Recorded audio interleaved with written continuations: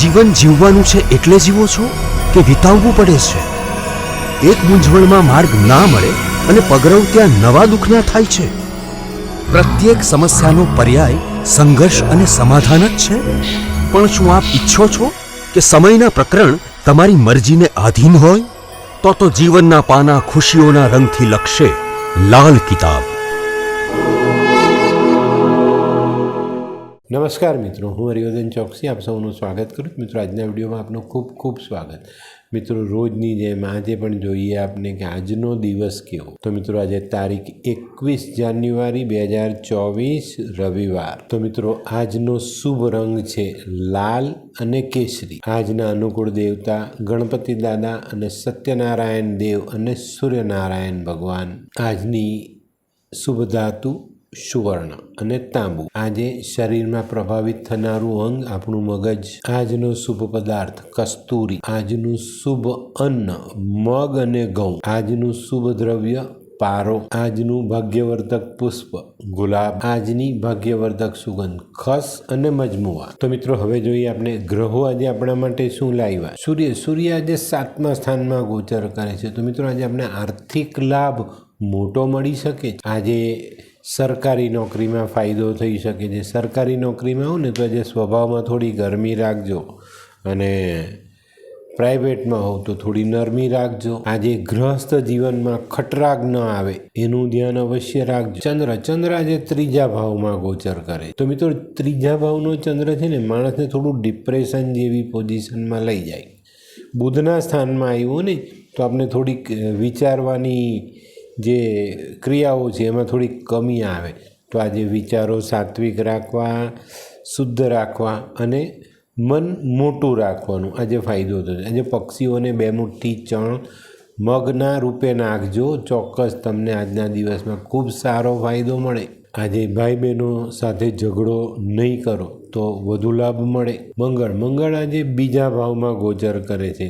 તો મિત્રો, આજે બને ત્યાં સુધી ગુસ્સા પર કંટ્રોલ રાખવો, ભાઈઓ સાથે મનમોટાવ ટાળવો.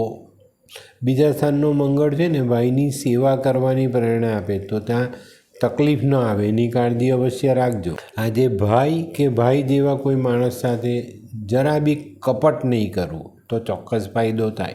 બુધ આજે 2જા ભાવમાં ગોચર કરે છે. તો મિત્રો, 2જા ભાવનો બુધ પણ આપણે યોગી બનાવે કાં ભોગી બનાવે. તો આવા સારા વિચાર, યોગી જેવા વિચાર કરીને આપણે આજે દિવસ પસાર કરીએ તો વધુ ફાયદો મળે. આજે જુગાર, લોટરી, શેર, સટ્ટો આમાં પૈસા નહીં રોકવા.